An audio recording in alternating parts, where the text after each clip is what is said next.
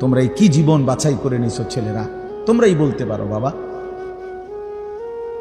তোমার জন্য আমি আটকাবো না, আমার জন্য তুমি আটকাইবা না।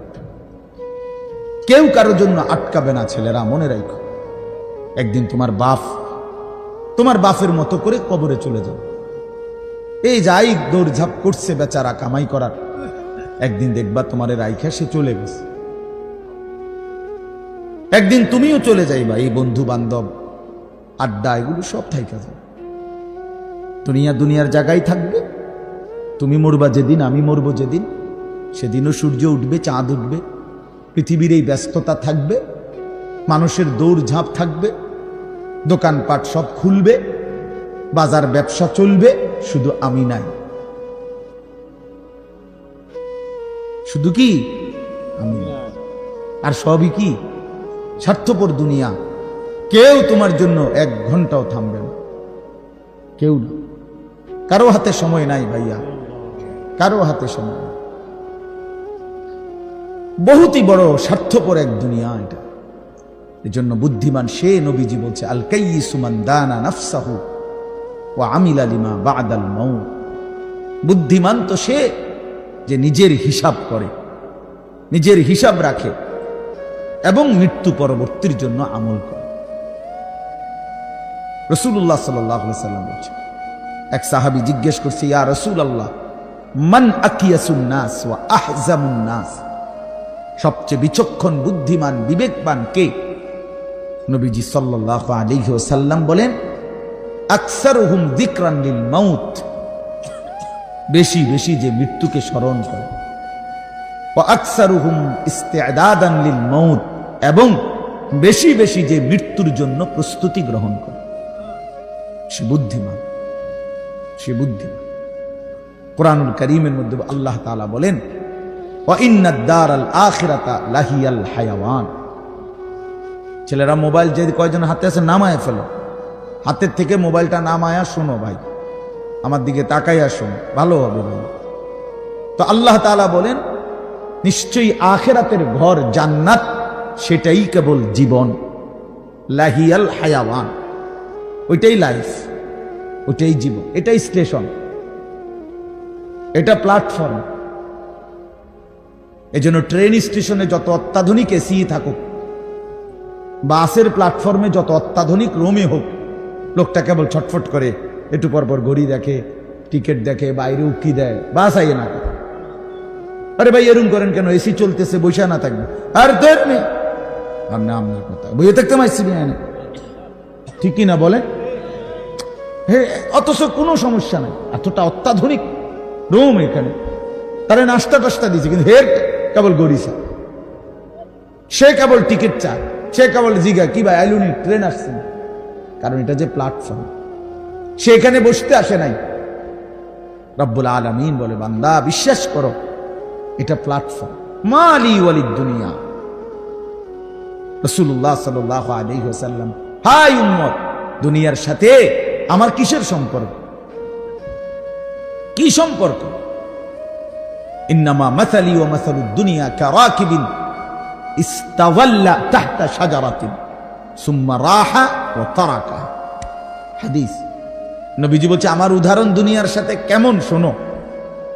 এমন এক পথিক লম্বা পথে বহু দূর কোথাও যাবে, রওনা দিছে, প্রচন্ড রৌদ্র, ভীষণ রৌদ্রে পথিক এতটাই ঘামে ভিজে গেছে যে এই জন্য সে একটা গাছের নিচে একটু বাতাসের জন্য একটু বসছে, শরীরটা যাতে একটু ঠান্ডা হয়, গরম লাগতেছে।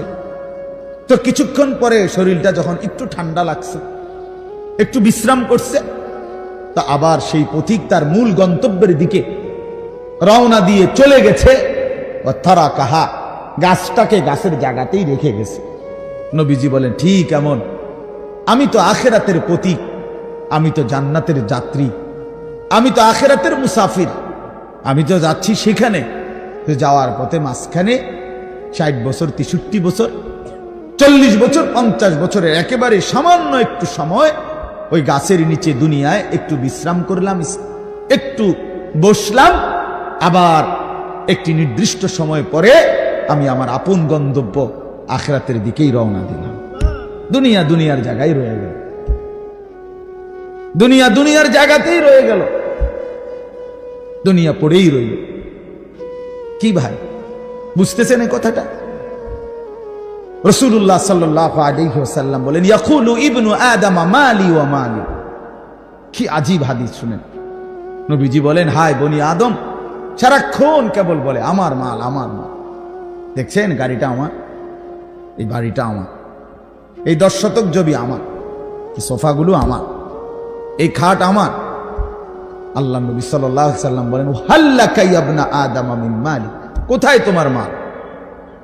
এই বনি আদম, মাল তোমার বলতে কে বললো এগুলো তোমার?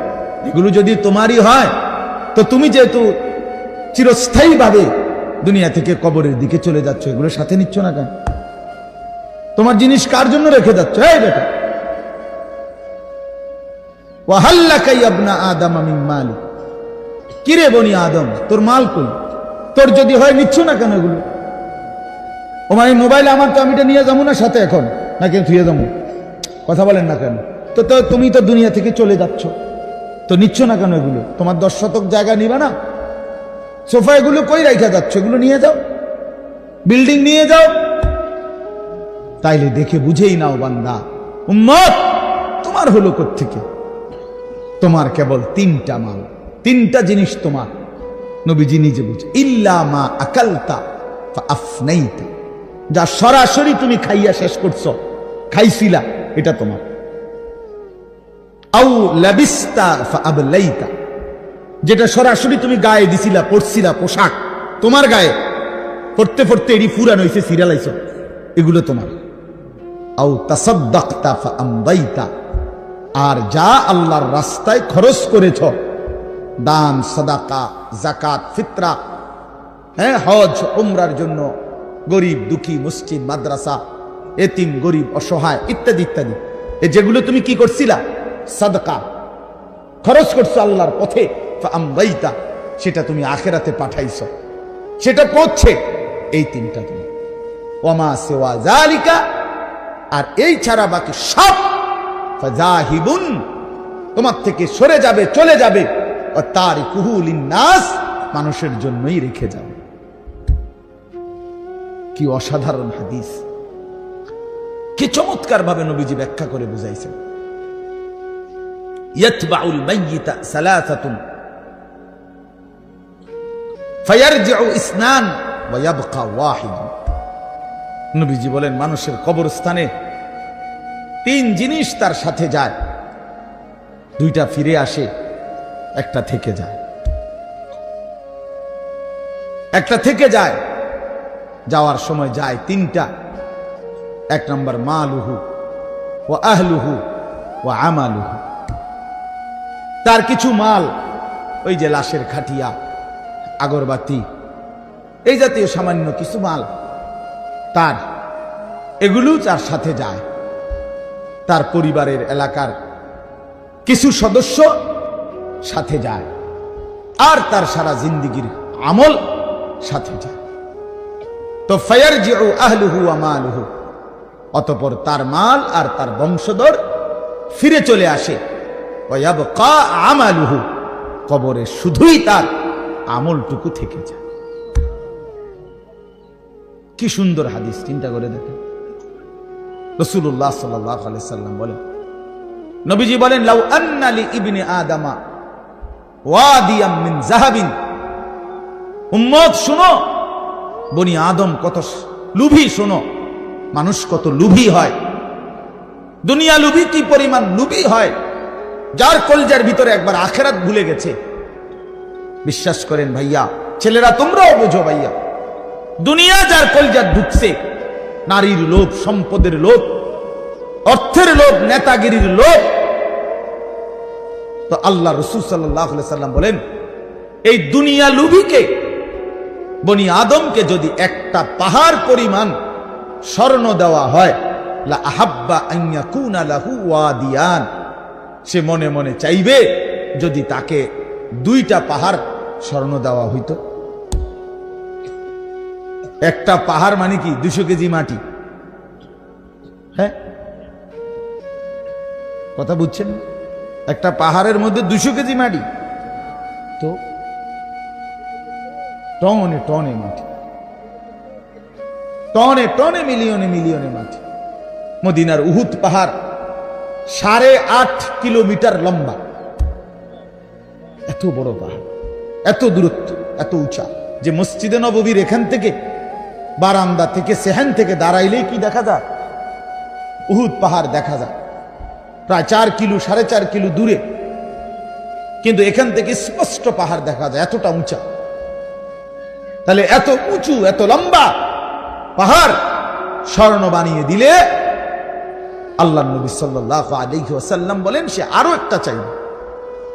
এরপরে নবী বলেন, শোনো বনি আদম, লান ইয়ামলা ফাহু ইল্লা তুরাব, হায় বনি আদমের মুখ ভরবে না কবরের ওই মাটি মুখে মারা পর্যন্ত। লান ইয়ামলা ফাহু ইল্লা তুরাব, তার মুখ ভরবে না কবরের মাটি ঢুকা পর্যন্ত। আরে শুনেন আশ্চর্য, ছেলেরা বোঝো, শোনো মিয়া, বাবারাও শোনেন, আশ্চর্য কথা হলো এই যে হাদিস, এটা আমি বললাম না যে বনি আদমকে যদি একটি পাহাড় স্মরণ দেওয়া হয় সে আরেকটি পাহাড় চাইবে এবং তার মুখ ভরবে না, কি ছাড়া? বলেন না, কি ছাড়া? এটা তো কি হাদিস, এটা কি? কিন্তু হযরত উবাই ইবনে কাব রাদিয়াল্লাহু তাআলা আনহু একজন বড় সাহাবীর নাম। সাহাবীদের মধ্যে সবচেয়ে সুন্দর কোরআন শরীফ যিনি পড়তে পারতেন, সাইয়্যিদুল কুররা, কারীদের সর্দার ছিলেন উনি। সাহাবীদের মধ্যে সবচেয়ে সুন্দর কোরআন পড়তেন উনি। কোরআনুল কারীম এত সুন্দর পড়তেন যে আল্লাহ তাআলা সরাসরি নবীজির কাছে জিবরাইল পাঠাইয়া আদেশ করছে, বন্ধু আপনি উবাই এর জবান দিয়া কোরআন শরীফ শোনেন। শোনেন, ওই পড়লে আমার আরশ কাইপা ওঠে। শুনেন, শুনেন, আমনে শুনুন। আল্লাহ নবী সাল্লাল্লাহু আলাইহি ওয়াসাল্লাম এই সাহাবীকে ডাক দিয়া বলছে, উবাই ইকরা আলাইয়াল কোরআন, কোরআন শরীফ পড়ো, শোনাও। তিনি বলেন, আমি শোনাবো আপনাকে? আমরাই তো শুনি আপনার থেকে, আপনার সামনে আমি কোরআন পড়বো, এই সাহস তো আমার নাই ইয়া রাসূলুল্লাহ। আল্লাহ নবী সাল্লাল্লাহু আলাইহি ওয়াসাল্লাম বললেন, আল্লাহ তাআলা তোমার নাম বলে আমাকে আদেশ করেছেন তোমার জবানে কোরআন শুনতে। উনি 3 বার জিগাইছে এই কথাইটা। এরপরে আসাম্মানি আল্লাহ, ইয়া রাসূলুল্লাহ আল্লাহ আমার নাম নিছে? বলে তোমার নাম? আমার নাম? হ্যাঁ তোমার নাম। আমার নাম? বলছে হ্যাঁ তোমার নাম। ফাবাকা, তিনি প্রচন্ড ভাবে কাঁদতে শুরু করছে আর বলছে, হায় নবী, এক গোলামের এর চাইতে বড় সৌভাগ্য আর কি হইতে পারে যে তার মুনিব তার নাম নিয়েছে, তার মালিক তার নাম নিছে। এর চাইতে বড় ভাগ্য আমার জীবনে আর কি হতে পারে যে আমার আল্লাহ আমার নাম নিছে।